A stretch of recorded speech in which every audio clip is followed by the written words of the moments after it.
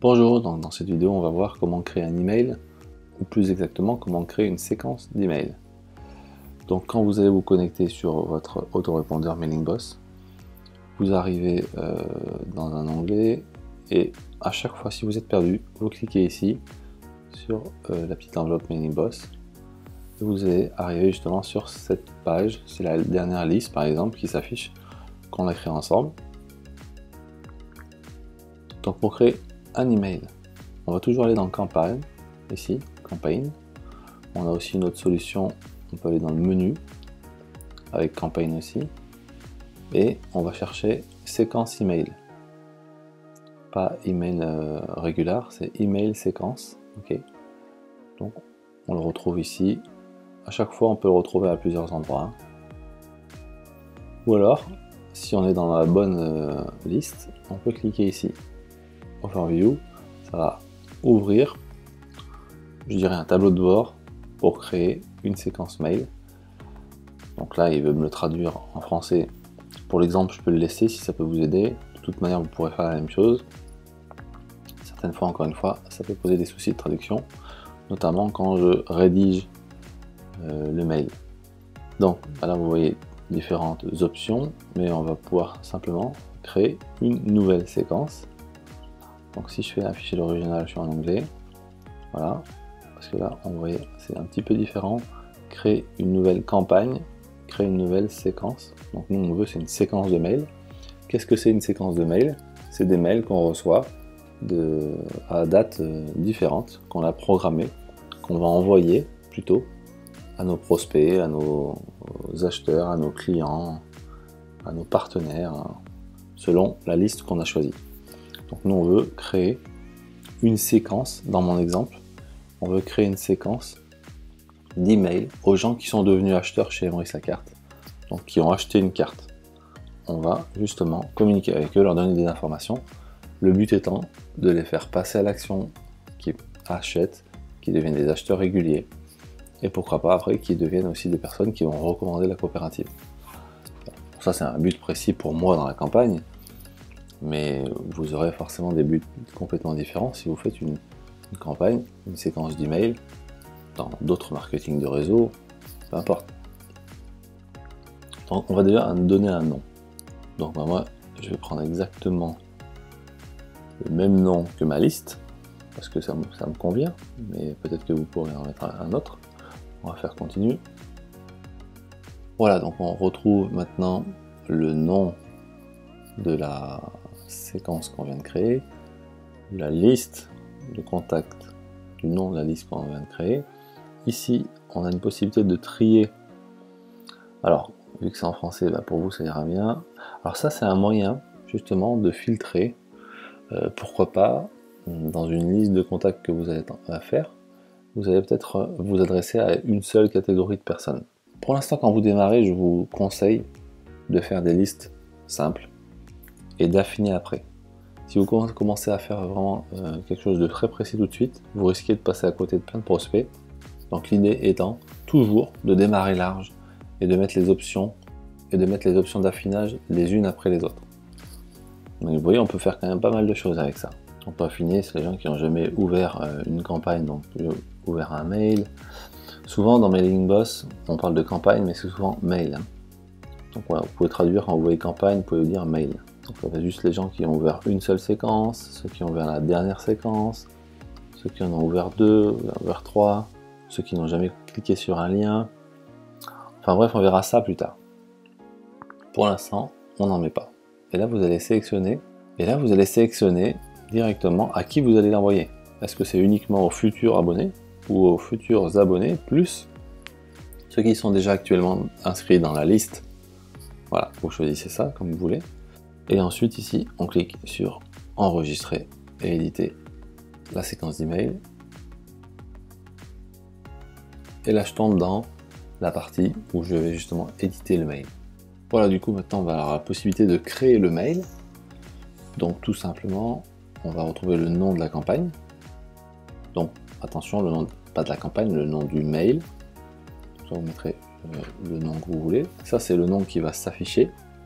Et ce qui est important de communiquer quand vous communiquez avec les gens, c'est de mettre leur prénom Alors ici, par exemple, c'est ce qu'on appelle des tags qui nous permettent de reprendre le prénom de la personne qu'on a capturé. Attention par contre à l'intérieur, il ne faut pas laisser ça, vous mettez fname. Donc ça, regardez bien cet exemple. Bienvenue fname, en fait ça va reprendre tous les prénoms, enfin ça va reprendre le prénom de la personne qui s'est inscrit dans la liste. Bienvenue Fred, bienvenue Olivier, bienvenue Brigitte, voilà. Donc comme ça, moi, ça personnalise un peu le mail. C'est un moyen de rentrer en contact et de créer une relation de confiance avec le nouvel inscrit de votre liste. Et ensuite, on peut tout customiser. Si je clique ici sur le texte, on a, en cliquant, on a la barre qui apparaît, du grade, italique, du souligné, tout un tas de choses. On peut avoir des tailles différentes de texte. On peut intégrer des liens. Ici, on peut aussi rajouter une zone de texte. On peut aussi la supprimer.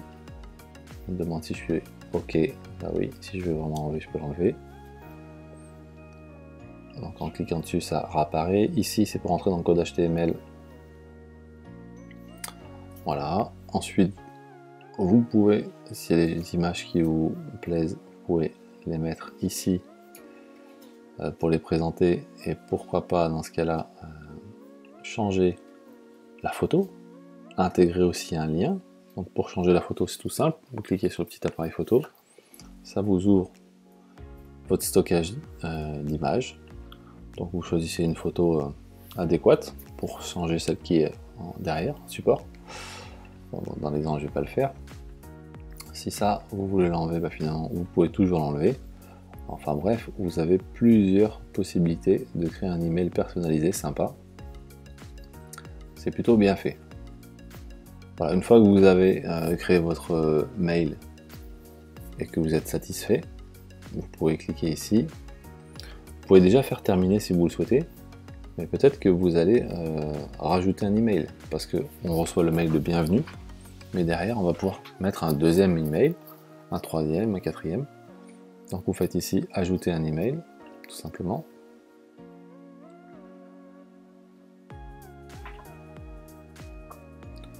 Et là du coup, on va changer, on va pas mettre bienvenue, puisque le message de bienvenue est déjà donné.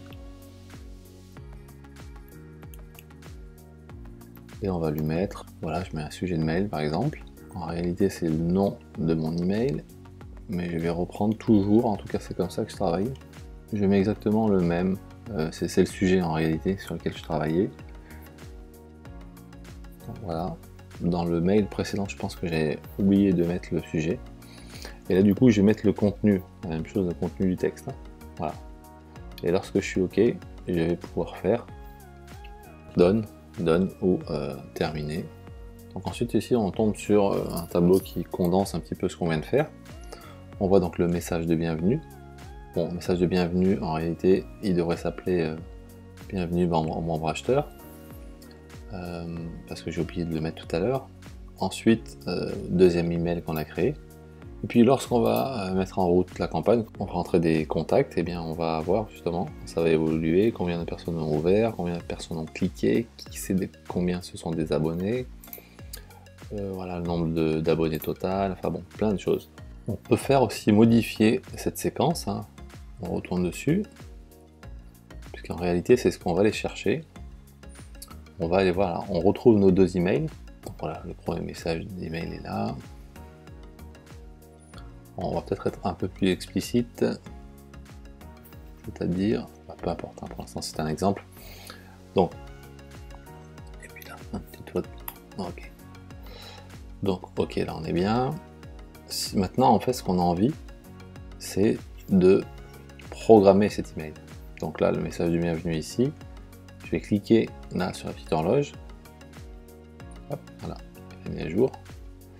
Et là, on arrive sur un champ qu'on a déjà vu, qui est celui de est-ce que j'inscris les gens qui sont déjà dans la liste ou ceux qui sont que des futurs, des personnes qui vont s'inscrire plus tard.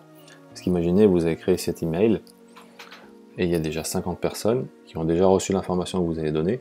Ça sert à rien qu'ils reçoivent une nouvelle fois cette information. Bon, quand vous démarrez, de toute manière, en général, vous mettez seulement les nouveaux. Voilà.